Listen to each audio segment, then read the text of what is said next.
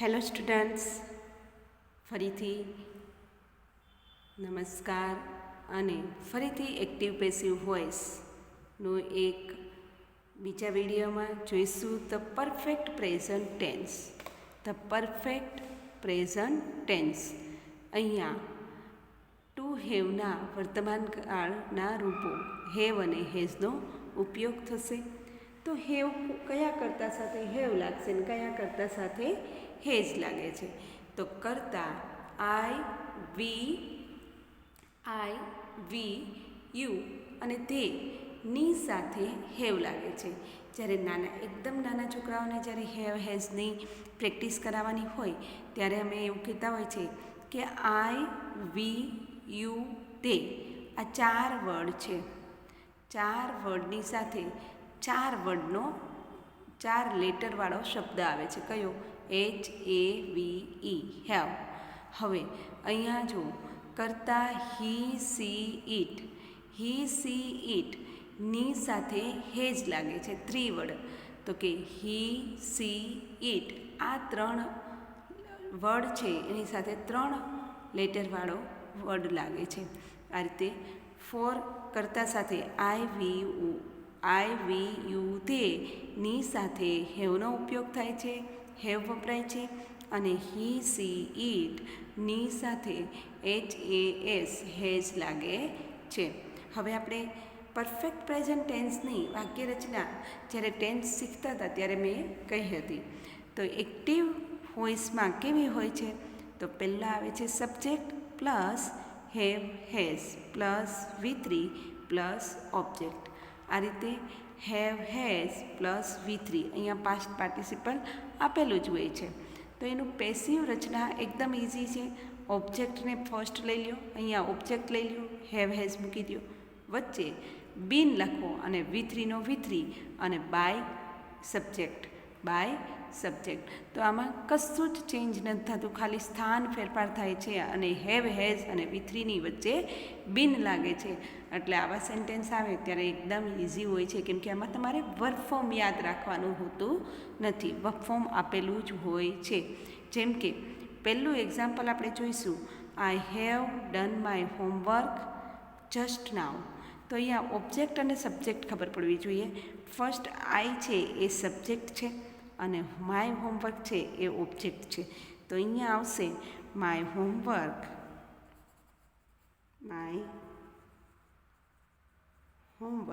Plural નથી, singular. તો has been. હવે ડનનું done. My homework has been done by me. છે ને સહેલું એકદમ. My homework has been done by me. ત્યાર પછી સેકન્ડ આપેલું છે Rina has taken a cell phone. Rina subject છે અને સેલ ફોન છે એ ઓબ્જેક્ટ છે. આથી a cell phone has been taken by Rina. A cell phone has been taken by Reena. હવે ત્યાર પછીનું છે નિશા હેઝ નોટ ગિવન હિમ. નિશા છે એ સબ્જેક્ટ છે, હિમ છે એ ઓબ્જેક્ટ છે.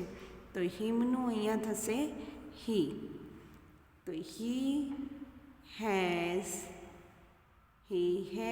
Not been given by Nisha. He has not given by Nisha. હવે પ્રશ્નાર્થ ચિહ્ન જોઈશું. પ્રશ્નાર્થ માટે ચોથું આપેલું છે have you taken a gift. You છે એ સબ્જેક્ટ છે અને ગિફ્ટ છે એ ઓબ્જેક્ટ છે. તો અહીંયા have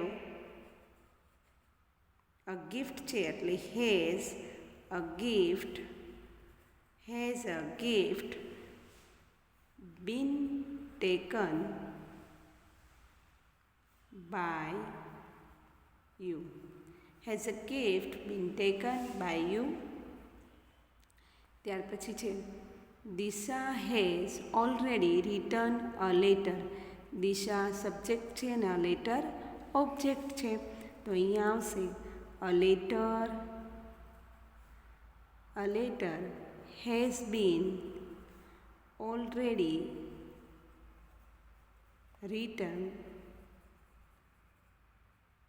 written by Disha.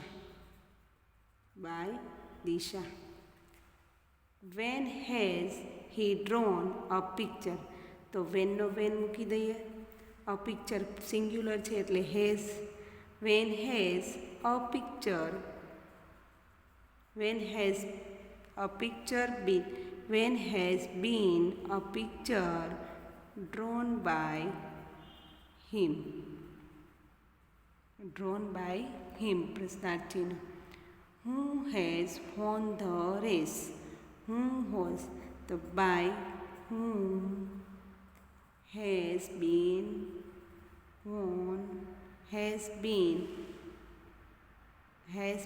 won the race. by whom has been won the race, અથવા તો અહીંયા has been the race won. બંને રીતે સાચું પડે, આ રીતે પણ ચાલે. તો આ પણ તમારી નોટબુકમાં લખવું. અસ્તુ. જય હિન્દ.